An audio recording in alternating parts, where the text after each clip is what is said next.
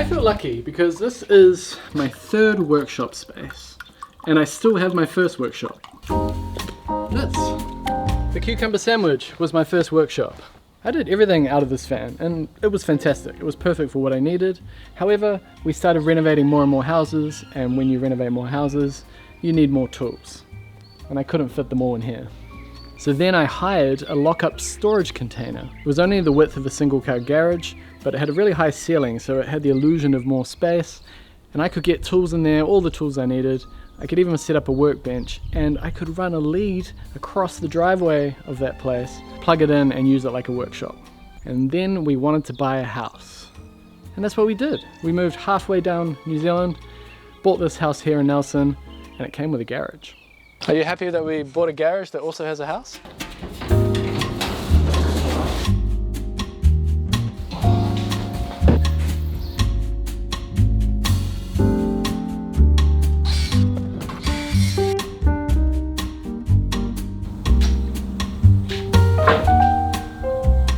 Number one, we're going to start off with the Mitre Saw Station. I was very excited when I got this workshop because I had enough room to put a permanent Mitre Saw Station. So the big benefit of having a permanent setup like this is that if I just need to do one cut, I don't have to set up the drop saw. I just come in here, turn it on, make a cut, walk out. One way that I did my Mitre Saw Station a bit different is I made it floating. It's got these diagonal braces that hold it up. It's still nice and strong, but it allowed me to put things underneath it. That was my whole reason for doing it. I've got vacuum cleaners that needed a home, but the other reason was I didn't want to close the place in. It's great, it's a good amount of space, but as soon as you start doing furniture that goes all the way to the ground, it starts feeling more closed in than it actually is. Now, if you're going to build one yourself, all you have to do is make sure that at least one side of the drop saw has enough room for a full length of timber. Here in New Zealand, timber gets up to 6 meters. I can send timber out that way and go all the way to the house. It could be like a 20-meter piece of wood if it existed. And then on this side, it's about 3.5 meters. And the other thing to consider is what Mitre saw are you going to use? I've got the Festool Capex. It's a very expensive drop saw. It cost me $2,500.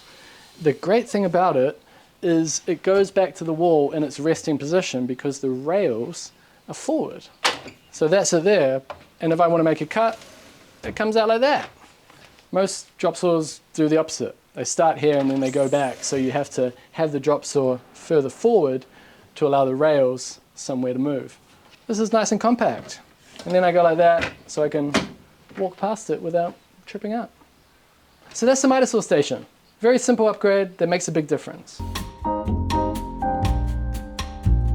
Alright, the next upgrade that has made this work for me is having a multifunctional workbench. So this is one of the first things I built for this workshop when we moved into the house.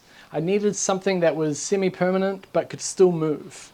Prior to getting the workshop, I'd have a smaller version of this and then some saw stools, which worked, it was fine. But I got sick of having it in here, and anytime I wanted to move it, even this much, I'd have to disassemble it and then reassemble it in a new location.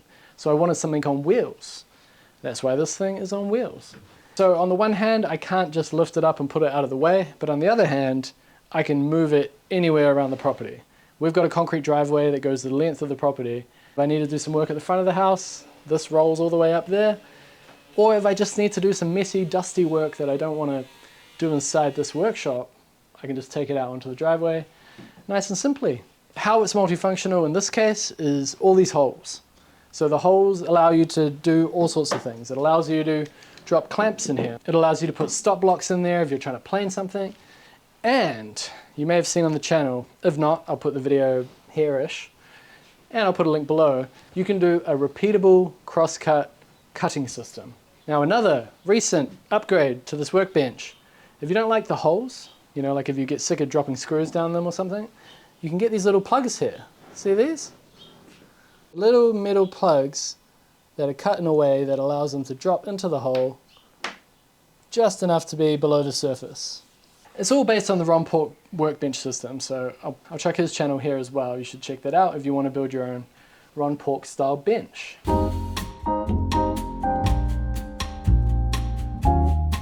The center, the island of the workshop. So So I'm almost going in order here because this was the next workshop upgrade that improved this place. And I built it for one purpose. I built it because I wanted a outfeed table that was big enough to support a full sheet of plywood. So this thing is 2.6 meters long and it's only supported at either end with its legs. And that allows a gap in the middle of 2.4. So you can get a full sheet of plywood underneath.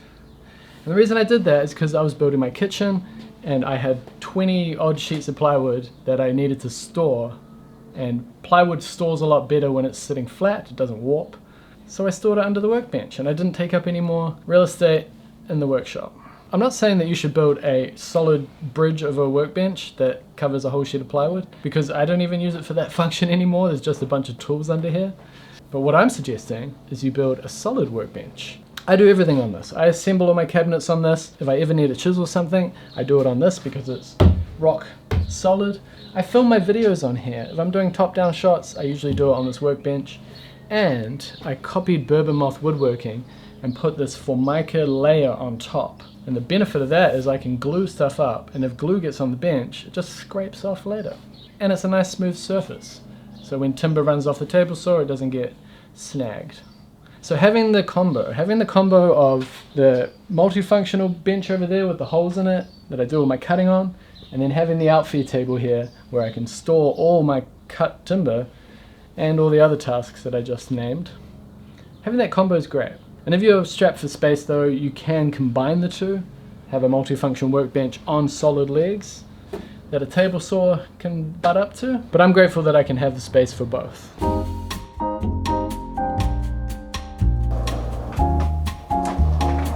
Upgrade number 4.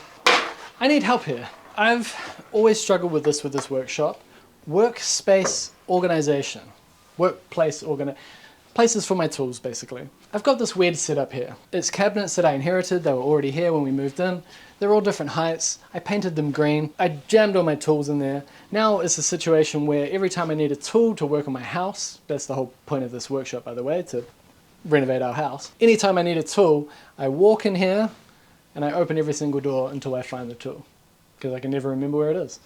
Now, I'll probably be doing it in the coming months because we do have the house to prioritize, as always.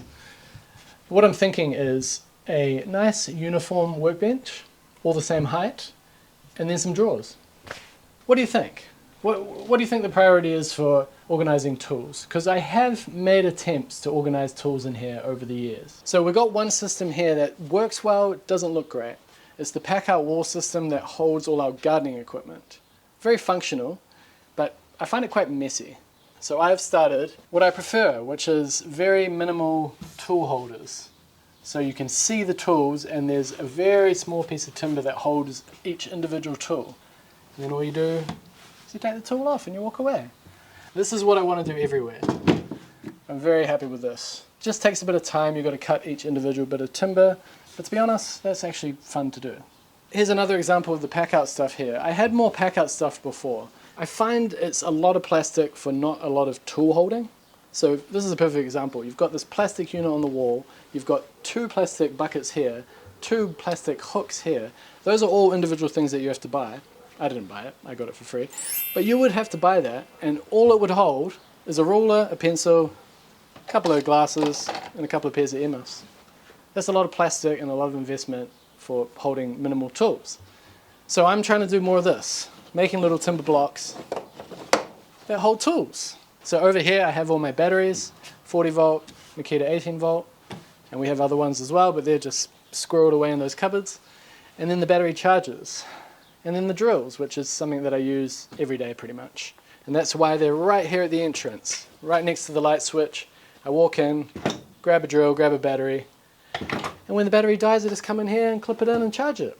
That works really well. So I want to do a bit more of that.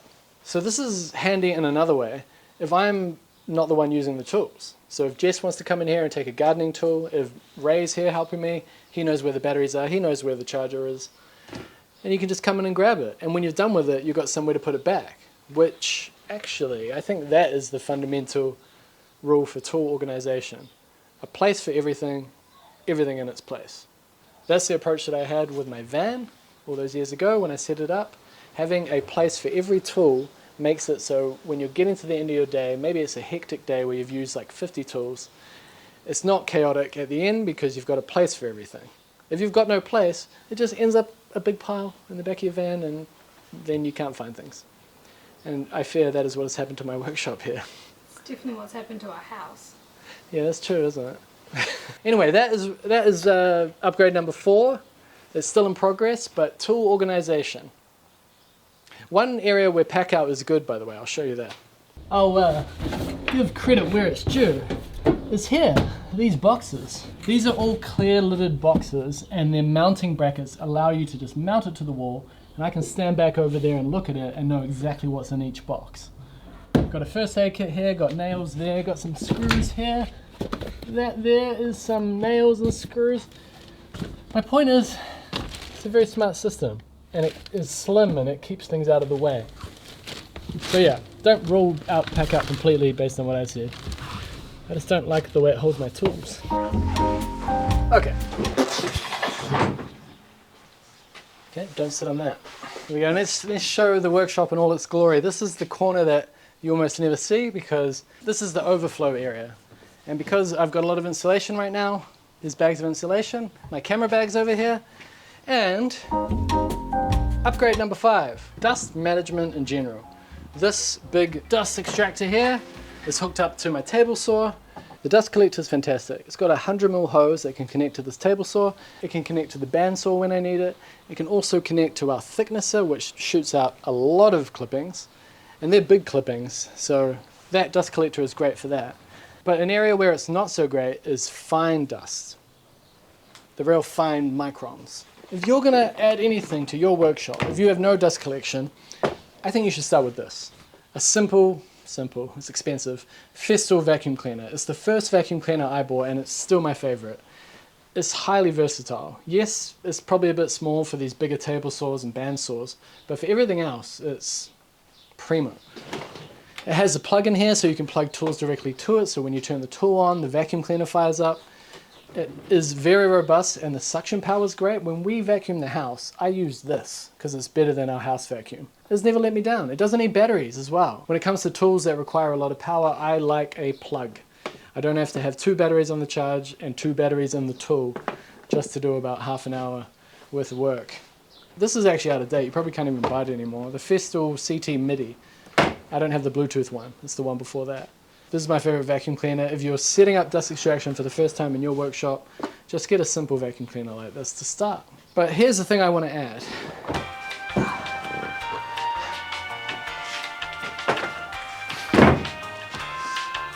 So those vacuum cleaners are great for getting loads of the dust, most of the dust, 99 point something % of the dust.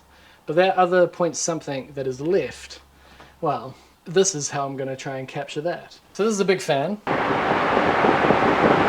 In order for air to come out toward where you are, air has to be drawn in from the back here. So my plan is to build a little box that holds a filter like this in here. So all the air that the fan draws into itself is forced to go through the filter. And then all those fine dust particles in the air is captured by that filter instead of this filter.